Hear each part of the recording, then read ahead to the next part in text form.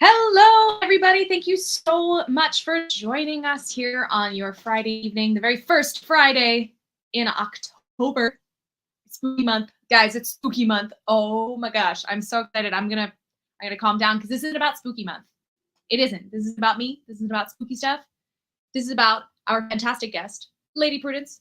And she is, first of all, a gem of a human being in general, but very specifically a gem of a human for joining us tonight. If you have been, I don't know if you are following her on any of her socials or know that she is headed from one Renaissance fair to another right now.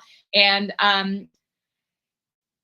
instead of canceling this lovely AMA, she's decided to join us from her car as she is driving because she is rock star, a ye old medieval rock star in more ways than one. So this is going to look a little different than normal. She's going to join us with just audio only since she is driving, but we're going to have a blast. She has all of your questions ready to be answered.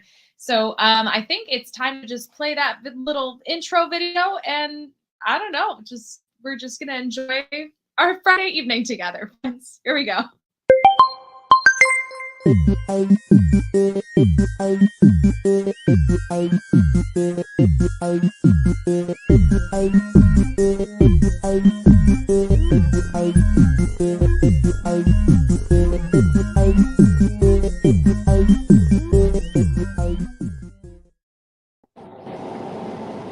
All right, so I guess before we even begin, hi, how are you? Well, hi. It's always a joy to get to be on the channel. Can you hear me okay? I can hear you just fine. I think we're doing good on that one. As long as you're driving safe, we're good to keep going here. So yeah, so far the Winnebago seems to be doing all right. She's been in the shop for almost 2 weeks now. I made it up to the Maryland Renaissance Festival, and then the RV was sending me some signals that she needed some looking after. And then between waiting a few days for the parts and then things getting a little more complicated for the mechanics, now I have, about 14 hours until it's time to open the Carolina Renaissance Festival. And I've got about a 7-hour drive in that time. So. oh my gosh, well, I believe in you. And hello, Brian's Gate says hi. Hello.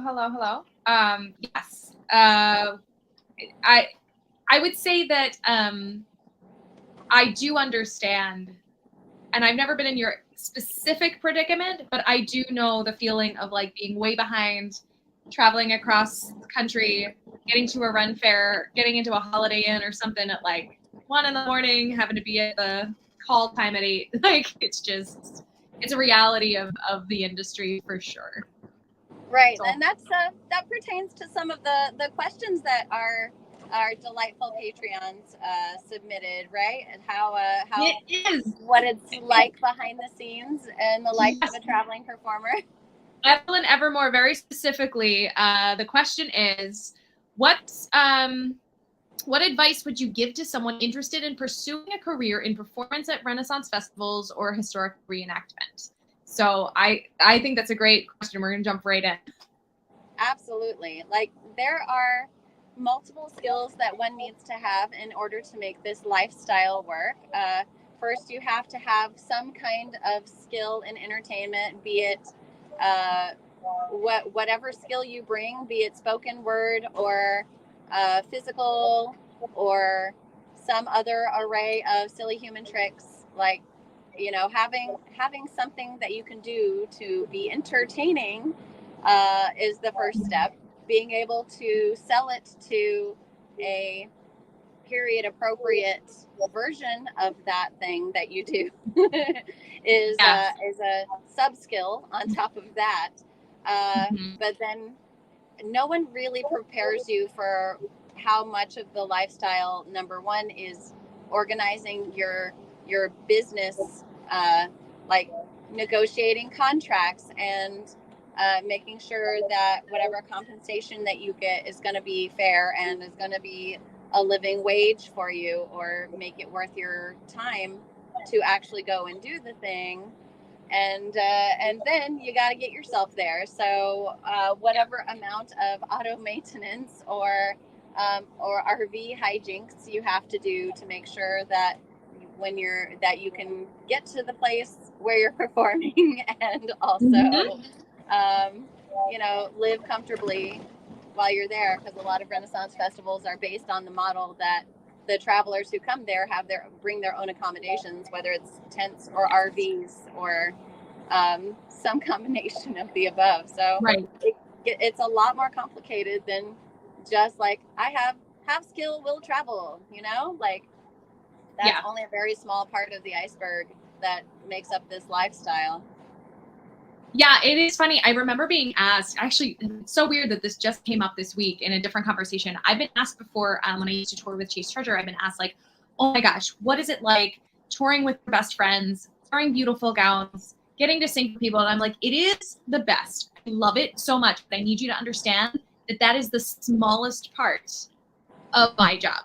That is the thing I do the least. Because I will do that for 2 days out of the week. And then not even all 52 weeks of the year. It'll be a little more than half that. The majority of the time is spent in sweatpants and in cars or on planes. Or like, doing it's so much work in the rehearsals. And like you said, the scheduling. Now, it wasn't my company. Handler Z actually is an expert at this. But it's true. It's a lot of organizing and traveling and rehearsing and, just being okay with being on the road as a lifestyle. And I was like, it's so great, because when I finally put on the dress, I'm like, oh, finally, I get to do the fun stuff at the end of the week. So I totally understand. Right. Any given week, I'm lucky if I get to play about 12 hours worth of music, and then the rest of the week is maintaining the instruments and the costuming and my life and my vehicles, and then trying to find the next gig and make sure that I've got more work lined up, and then if I need to find work during the week to fill in the gaps of whatever my employment may or may not be making right. possible. Oh, 100%. But it is, I'm sort of speaking for both of us, but like, knowing that you're right for this kind of work is knowing that when you finally get to that point, if you want a career in this, if that's worth it for all of the other work that you put in, that you're in the right place. Absolutely. And the gratification of working at Renaissance festivals between the community and the fans absolutely makes it worthwhile. And honestly, it's so gratifying. That's why so many of us allow ourselves to be exploited with substandard wages, because we'd really rather be there than anywhere else. So that's a different no, it's true. It's true, but I agree with you. Before we went live, we were making sure that this audio would work and stuff. For those of you watching, live, hello again. Talking first here, and someone else is here. And then for those of you watching in the future, hello from the past. But we were just talking backstage, and one of the things that was mentioned, it was like, it's kind of funny that like you're joining from the road, because it really does give an authentic view of like, this is how the sausage gets made. I'll answer anything while I'm driving, which is really. Yeah, this is how it all works. Yes, you have to be able to multitask to do this job. Yes, that's really it. Oh my gosh, trying to pose for a picture and answer a question about someone asking me something about an album while I'm also like trying to close up the stage, and man, multitasking, because you're the expert at this, because you have also like instruments and like multiple CDs and a tip jar. Like you're like a magician. It reminds me of was it Ginger Rogers, who after being compared to Fred Astaire, she said, yeah, but I do it backwards in high heels. Yes. So oftentimes I'll repeat to myself, yeah, I can do anything a man can do with a corset and a hoop skirt. It's true. Although now it just makes me want to see Paolo Garbanzo in a corset and a hoop skirt doing like flaming juggling of death or whatever it is. Anyway. Absolutely. Let's see if he can put his money where his mouth is. All right. I have a couple of really good questions. I'm not going to drag this out for too long, because I know, again, you're driving, so friends at home, you know the drill. This usually doesn't last an entire hour. We'll see what happens today. But Evelyn has asked a couple of questions, and this is kind of in the same vein. What's been, speaking of this being so rewarding and worth all of the sometimes hassle, sometimes struggle, what's been one of your favorite moments performing at a Renaissance fair? And is there a specific performance or interaction that stands out?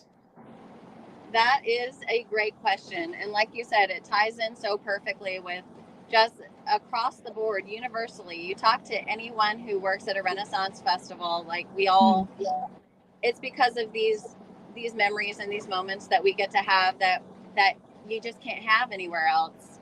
So, Yeah. And in fact, I've got two from this last weekend alone that I can relate. So at the Maryland Renaissance Festival this weekend, I was assigned to play in some of the lanes instead of on a stage. And lanes are my bread and butter. They're where I want to be. Like, I want to be among the people. I want to be able to do like stream of consciousness, just play the perfect song for whoever's standing in front of me. And so at some point I'm playing, and I was playing my penny whistle, and this family with two small kids, probably a 5-year-old boy and a 2-year-old girl, a little princess, they stopped and they were listening, and everybody was interested, but the little girl, this little princess, her eyes were the size of saucers, and she was staring at me, and she was holding her daddy's hand, and slowly she began to stretch down, and then and her legs were collapsing out from underneath her, because she was gonna, by God, she was gonna sit on the ground and listen to me. She was like, no, this is what I want to do right now, and probably for the rest of the day. And so she sits in the middle of the lane on the gravel street in her pretty princess dress, and her whole family, like, bless them, they all kneel down, and they're listening to, and I'm like, oh, it's so sweet that they're all here for her, and I'm like, but I know that, you know, they've probably got plenty of other things to do, and so I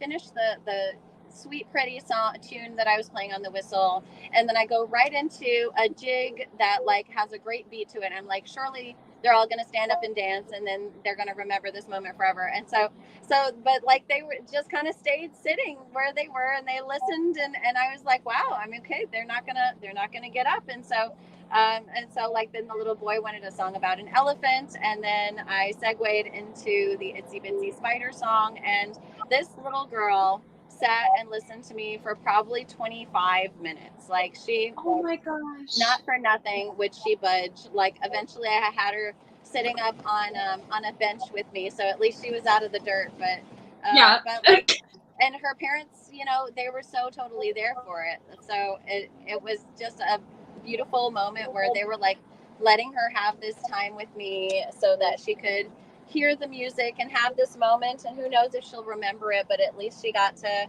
have some, you know, some time with the arts, like listening to a pretty lady play some music. And it's just moments like that. They happen just all the time, and it's a gift every single time. So that's one moment. And the other moment happened after the end of the fair day, when a friend of mine who I've known for years, but she never actually got to see me perform, she watched one of my shows, and then later on that day we were out at dinner with a big group of noisy people, and she pulled me aside and took my hand, and she said, I need to tell you this. When I watched you perform today, it was like Owen Fife had come back to us. I don't know if you know who Owen Fife was. I have heard. Yeah, that is absolutely a traveling bard. Yeah, who many acknowledge was at the top of his craft when he was taken too young a few years, like probably, gosh, I guess it's been 10 or 15 years now. And so his reputation precedes him, but apparently what he brought to his performance that made him unique was that he would, in the middle of his songs, he would tell, or in between songs, he would tell stories about what was going on in the songs, why they were important, what made them interesting. And that's so much a part of my brand. I've never seen him play. I never had that privilege. but it's really important to me to always explain the context of why the music is important, because how are people to know, you know? Right. So I never considered myself really to be a storyteller, but then when my friend described me that way, I was like, oh wow, you're right, that actually is very, very important to me, to make sure that people understand the stories when I sing them. So yeah, so I've gotten Meryl Streep before, I've gotten Julie Andrews before, but this time I got Owen Fife, and I'm not going to let go of that anytime soon. That's awesome. I would also say you are like the Ren Fair Julie Andrews. I will second that one. I love that. Oh, and off. I've been getting a lot of Miss Frizzle lately too. Oh, 100%. Just like cool teacher vibes. 100%. Absolutely. I mean, I'm gonna eventually ask this next question. Absolutely. Yeah. But I do want to know. So you said you were heading to the Carolina Run Fest, and I think since that came up, I'm sure everybody watching is probably thinking the same thing. Is there hurricane damage to that festival? Like, are you seeing anything? Is your drive safe? What is going on with that right now with Carolina? Because I honestly don't know. There's like so much happening. Absolutely. So that is exactly the right question to ask. I mean, what with everything that's been going on with the weather events in the last week, yeah. The Carolina Renaissance Festival, I'm very happy to report, was out of the past danger. So that fair came through pretty well. They had some trees down and had some like water saturation issues, as can be expected, but the fair is planning on opening tomorrow morning as planned, and it should be just fine. But you're absolutely right. Like, for people who aren't directly involved in North Carolina in particular, and the path of the damage. So the western half of North Carolina got hit just devastated. So I mean, everyone say a prayer for Asheville, which was underwater and out of power and out of any kind of signals and sanitation and electricity, and everything's been compromised there. And it's, I mean, if you saw the size of the Hurricane Helen, apparently it was twice the diameter of Katrina. And this is, this was a weather of that there was no preparing for. You're in the mountains. You don't expect your life and your town to be ruined by a heckin' hurricane. But I mean, like, you know, most settlements are next to rivers, and the hurricane, I think I saw it dumped 60 trillion gallons of water, which apparently is like 900,000 Niagara Falls or something ridiculous. So yeah, there is no comprehending just how much water hit an already saturated area. So and then it barreled on up through the middle of the country up to the Ohio Renaissance Festival. And so part of like what I'd like to do is, you know, I'm sure that our patrons are already keyed into relief efforts, and, you know, those who can spread awareness or donate to relief efforts, I'm sure are already doing so. But also not a ton of people, I think, know that I'm part of a nonprofit that is designed to assist Renaissance Festival workers in particular. During the pandemic, a new nonprofit was started called the Renaissance Catastrophic Emergency Assistance Foundation. That's RCEAF. We pronounce it RCEAF, like a pirate. And we raise money to help folks with catastrophic emergencies, because our itinerant population is so vulnerable to, you know, to being just, you know, devastated by such catastrophic emergencies. Like, most of us can't handle not having a weekend of work, much less having our, you know, our tents and our RVs and our, you know, our stock of artisanal wares that we make with our bare hands. You know, if our stock gets wiped out, there's no replacing that, and they're certainly not without cost. So so my the charity that I'm a part of, that I am a board member of, has been taking care of the community members up in the Ohio Renaissance Festival. We've handled dozens and dozens of applications from people who've had like had become income insecure all in one fell swoop. So yeah, so rcef.org, rceaf.org, which segues also nicely into if you like getting something in reward for your donations, RCEF has a Bandcamp page, and today is Bandcamp Friday. Hey, look at that. Yeah. I love that. First Fridays are the Bandcamp is a wonderful platform that makes it super easy for people to share their music and their merchandise. And I, as an artist, as Lady Prudence, have my music and merchandise up available through Bandcamp.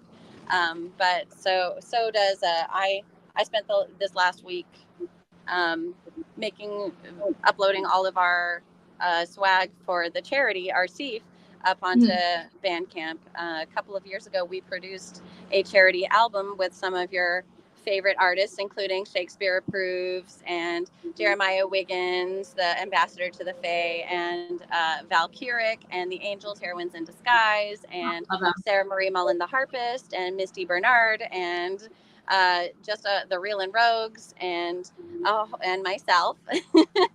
And a bunch of us donated tracks so that we would have a musical compilation, the proceeds of which go towards RCEF. So today being Bandcamp Friday, if you ever wanted to purchase anything, either to help the RCEF, the charity, or to help out the artisans that put their stuff on Bandcamp, today's a great day to buy because we get to keep the full revenue share, because Bandcamp, that's part of their charitable outreach, is first Friday of each month they forgive their 15% that they usually get to keep of sales. So that's really cool.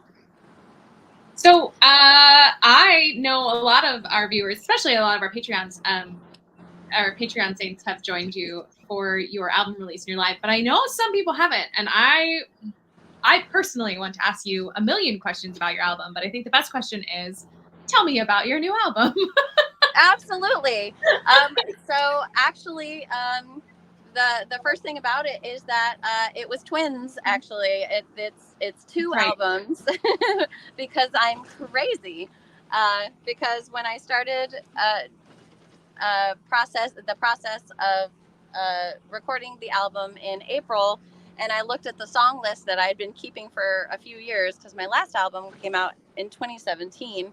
And of course, ever since then, I've been writing down songs like, okay, next album, I definitely want to do this one and this one and this one. And that list was 34 songs long. Okay. Which is too many. It's too many for a single album. Yeah. So I was like, okay, it's gonna be it's gonna be twins. It's gonna be a double album, and so it's songs that I've been collecting for my whole career, and Majestic and Savage is the first one that I had been wanting to make, and it's all songs of nature, and so a lot of beautiful and haunting tunes that all have to do with some form of flowers, trees, water, snow, mountains, birds, all of the above, springtime. And it just I'm also love how each album that I make is a snapshot in my abilities as a musician. So these were the first albums that I made ever since I had a musical breakthrough with my harp, and instead of just plucking chords, I can arpeggiate my chords now, which means it's the harpist technique of being able to play each note like a microsecond apart and roll the chord instead of really cool. Playing them at the same time. Mm-hmm. It's very, very highbrow. I can hear the difference, and it makes me really happy.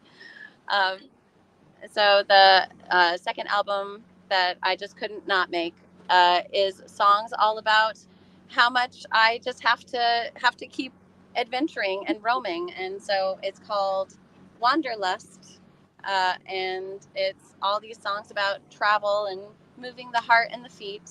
And one of the breakthroughs I had when I was finalizing the branding of both of these albums is that the first one, the Album of Nature, Mhm. I can use the Tolkien quote to kind of sum them up. So, all that is gold does not glitter is the first album. And then Okay. the second album is Not All Who Wander Are Lost. Okay. That is really cool. You answered like 3 of the questions that I had written down. That's amazing. No, I'm really I was gonna ask about, what was the inspiration for doing 2. And I guess what's really cool is that, we were sort of talking about 2 sides of the coin of performing at Ren Fair. It's the um actual art of it, the craft of it, the aesthetics of it, the costumes, the sounds, the sights, the smells of actually being there. But then the other side is the other aspect of it is the travel. And it's kind of interesting that you did like what I could describe as 2 halves of Lady Prudence the performer in 2 albums just by chance. So I thought that's kind of cool. Absolutely. You so totally get me. Also, this is totally like an aside for anybody who's Lady Prue is the nicest, best person on the planet, and also I commissioned a very special song that she didn't know at all, and went, learned it, arranged it, played it, performed it, recorded it, and it's like she's just great. So I just wanted to share to everyone just how grateful I am for how awesome you are at your craft, and it should be celebrated because you are extremely talented. And I'm really excited that you have 2 entire albums worth of music of 30 plus songs. Aww. Here for everyone to enjoy. It's just that's so yeah. If you guys haven't gone and purchased and listened yet, what are you doing? And today's Bandcamp Friday, so today's the best day to benefit me. Although even non-Bandcamp Fridays are also good days to purchase if you're listening to this from the future. That is true. You do have one question from the little peanut gallery over here. The people want to know what's in your cup, and I hope that you even have a cup to answer or just make something up. We can't see you, so. Well, today it's actually one of my favorite beverages. So stash this for a future Modern Monday when I am not imbibing an intoxicating beverage, because who loves orange soda? Prue loves orange soda. She do, she do, she do. Amazing. Yeah, it's absolutely one of my comfort drinks. Uh, it's been a very, very stressful couple of weeks for me. So when I stopped at Subway and I got myself a foot-long cold cut combo sandwich, and picked out a soda out of the cooler. And when I saw a Fanta in there, I'm like, yep, today's the day. We're gonna have an orange soda because I deserve it. You do deserve it. That's another. It's so funny that you said Subway, because one of the things I was thinking about that I didn't say earlier, because we were talking about another aspect of if you want to become a Ren Fair performer, what are some of the things that you need to know or the things you need to prepare yourself for? You will have a ranked list. You think you have one now? You don't. A ranked list of all of the fast food places all over the country, and you'll know exactly which ones you like, which ones you'll pull over for, which ones you won't pull over for. And you will have a tiered list of like gas station type, like Wawa, Buc-ee's, Sheetz, 7-Elevens. Like you'll know what your favorites are, and you will fight each other because everyone has a different answer. Oh my gosh, this is such a mood. And you know what's crazy is that so I do a lot of Renaissance festivals where I camp out there for like 8 weeks at a time. And so when I'm spending that time at a fair, I really like to get to know the local establishments, and I really want to know, like, what's unique about this place. And I even get location specific cravings. Like, I used to perform at the New York Renaissance Fair, and I had to have a constant supply of bagels with lox spread and onions and capers. And life was not right until I could eat like Jesse's Bagels. I just had an undying craving for them. When I'm in North Carolina, I want barbecue. When I'm in Maryland, as it turns out, all I want is oysters because there's an oyster bar right in the middle of the Renaissance Festival. And it was the best way to end the day every single day. So I have location-specific cravings. But when I'm on the road, all I want is Subway or Taco Bell. And that's all there is to it. Because you've got the national chains and you can trust them. Yes, they're always going to have the thing you need. Yeah. Yes, exactly. So it's national chains. And I'm like, okay, well, with Subway, I know that I can have like all of the food groups in a single sandwich. So that is the right choice. It's funny that you say that because you start like, it sounds fun that you're going to like, oh my God, I'm on the road. So I've got to eat McDonald's. And then like, it gets old so fast that you're right. It's like So all the fast. places that have like a Wendy's salad is like a godsend and an oasis. Cause after like a couple days, you want vegetables so bad. So bad. You've got to get to greens, folks. Yeah, I mean, other than your albums are so exciting, and I wanted to ask you what your favorite song on it is, but I feel like that's not quite the right question. I would say like, if you could recommend, one song from each album. I know they're probably organized in a way where you listen through it on purpose. I'm sure it's a purposeful setup, but right. I worked really hard to make it a good listening experience to go through the whole thing. But as is always the limiting factor with me deciding for the audience, like in my act, I rarely ever make a command decision about this is what I'm playing next. I almost always start by saying, what would you like to hear? A song of love, hate, myths, monsters, food, drink, homecoming, farewell, mourning, death, war, peace, songs of nature, songs of nostalgia, dance tune, sea shanty, lullaby, song of adventure, or a song of protest. I repeat that so many times every single day because it's so important to me to sing whatever the person in front of me wants to hear. So that's why like you're putting me on the spot with like decide which no. No. I mean, if you don't want to answer that specifically, because I know it's a really hard question. I wrote it down and I put a question mark next to it in my little note here. But I guess the alternate to that is, what was the thought process of lining up the songs the way you did on the album? Like, is there a through line? Is there a theme, a motif?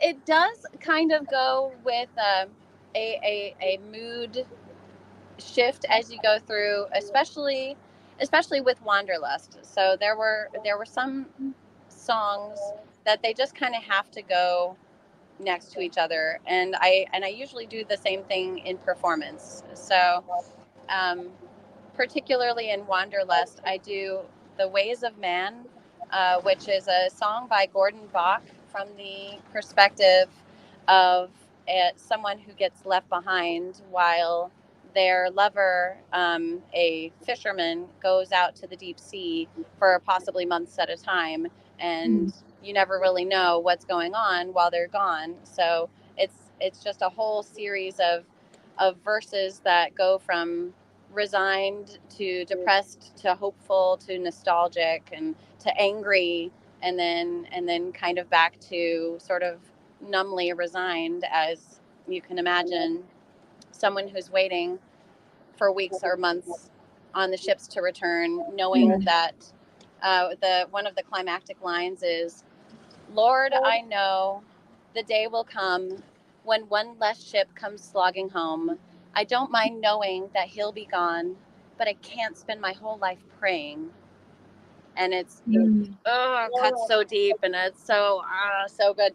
And so that tune, it signifies for me that I always make a promise to my audience members when they come to fair that I'm not going to shy away from the sad, the melancholy, the angry tunes, the ones that, might make you cry on a fair day. But I promise you that if you give me time, I will follow it with something to get you back into the festive spirit. So to Yeah. help lift you out of the doldrums. So you can stay there if you want. And there have been times. There was I accidentally made a veteran cry. I usually do it on purpose, but this time, like, he hadn't told me his story. He just kind of asked me a series of questions that led me to sing the song "The Green Fields of France," which I recorded on Majestic and Savage. And "The Green Fields of France," of course, is just a tremendously sad song about, wondering how the boys of World War I experienced the war, and what they were told and what they believed and what they were thinking when they finally were left on the battlefield. And so this veteran, I played the whole song, and then he got up and he walked away without a word, and I was like, ooh, that means one of two things: either he hated it, or he loved it to his very core, and he just couldn't allow himself to experience all those emotions. And he came back to me later and he said that he had 4 friends who were all in the services together, and that they all had decided that when their time came, that when that song, that and he had heard that song 3 times before. That's, yeah. It was, yeah. And I don't shy away from the melancholy, and I sat with him, and we had that experience together. And then he let me play him a silly song afterward to help him get back into the spirits of the festival day. But that's, music is what feelings sound like. And Yes, absolutely. I'm committed to that. Yeah. Absolutely. Well, it's so funny. You keep saying things and I'm like, oh my gosh, I just said this earlier this week, or I just said this recently. Talking about music as a art form, painters use oil paints, sculptors use clay, actors and musicians, specifically singers, we use emotions to paint with. That's kind of the instrument itself. So it's funny that you just said that, because it's true. It's you're creating emotion out of thin air, and it's a special thing to be able to do.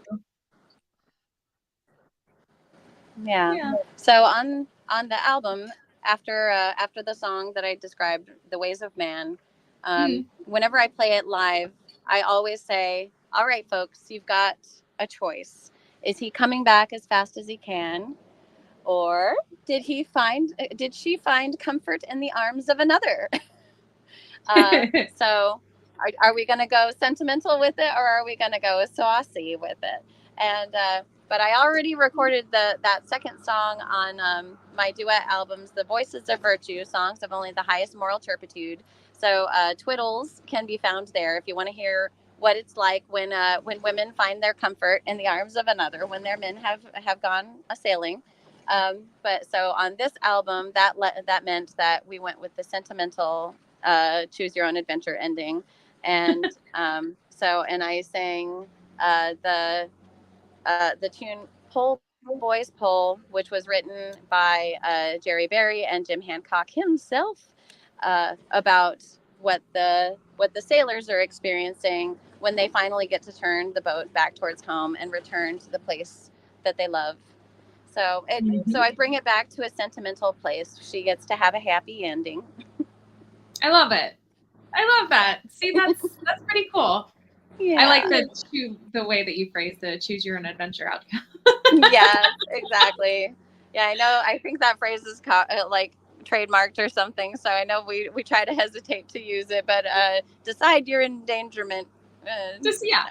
This is a very silly segue, but I don't want to keep you any longer. You have been such a trooper, soldiering on for 40 minutes in your giant Winnebago, trying to get to the Renaissance Fair. So I have one final question for you, and we were talking about sailors, so I'm just going to ask this very silly question, courtesy of Johnny O, who is always provides the best silly questions, and I appreciate every single one of them. This one is, if you were a pirate, What precautions would you take against loss of life and limb? Would it be something like insurance, pirate, chainmail bounty, guards asking for our friend? So Johnny O, of course, is referring to one of the songs that I sing called Pirate Parts, about it's all being a pirate is all fun and games till somebody loses a blank. And there's verses about everybody almost. So let's That's see. great. What would I do? I mean, the way that I frame the tune, it is a public service announcement so that you can make the choice before you ever become a pirate, whether or not that you want to risk losing life and limb. So I think that's my answer, is that knowing all of the dangers involved with piracy, I think I will abstain. That's so funny. I didn't realize that was a reference to that song, and I should have picked up on that because I think that's one of the funniest songs, and I think I've never heard it done the same way twice. Right. Yes. When I added it to my repertoire, I my friend who's my duetting partner, Lily Bragg, the Village Protest singer on my album Voices of Virtue, she and I wrote all new verses so we wouldn't be, so as to continue illustrating the dangers of the profession of piracy, so that our audiences would have more information and thus could make better decisions. Lovely. Well, thank you. I appreciate all of the answers to all of the questions, and the fact that you are even here at all is amazing. Thank you so much. But I do want you to get there safely. I want you to be able to get some rest. I wish you all the best of luck. Is there anything else that you would like to share? Anything about this weekend in particular? Anything new coming our way that you'd like everybody to know about? I know we're going to see you Monday, but Absolutely, yes. Actually, and on Monday, I am going to have a feature guest on Modern Monday. My good friend Michael O'Quinn, aka Jeremy Welch, who is featured on quite a lot of tracks on my new albums. He is filling in with the Rambling Sailors at the Carolina Renaissance Festival for these 2 weeks because Rosie of the Rambling Sailors just got her second hip replaced, so she is in recovery. So Rambling Sailors 2.0 is going to be playing at the Carolina Renaissance Festival. So, and I'll be playing at that fair for the next 8 weeks. And the hottest tip is that you got to purchase your tickets early because they've been selling out. Yes, I have been seeing that too. I just wanted to, I realized I never popped up this lovely photo that you have sent, all set and ready to go. That's right. Packing up my stuff and hanging out with my dog. And well, yeah. I want to thank you so much for being here. This is like such a pleasure and such a treat. And you didn't have to be here with everything that was going on, but you made an effort for everybody. So we appreciate you so much. Absolutely. Well, the Nat 21 family has been some of the staunchest friends and fans that I've ever had the pleasure of getting to play for. So there's not much that I wouldn't do for them if I had the opportunity. That is so sweet. All right. Well, we're going to say drive safe and enjoy your evening and get some rest. For those of you watching, if you are in the area and you're planning to see Lady Prue this weekend or another weekend, please give her a big hug for being such a trooper. Yay! And yeah, we'll see you on Monday back here at Nat 21 Adventures. Bye, guys. Bye.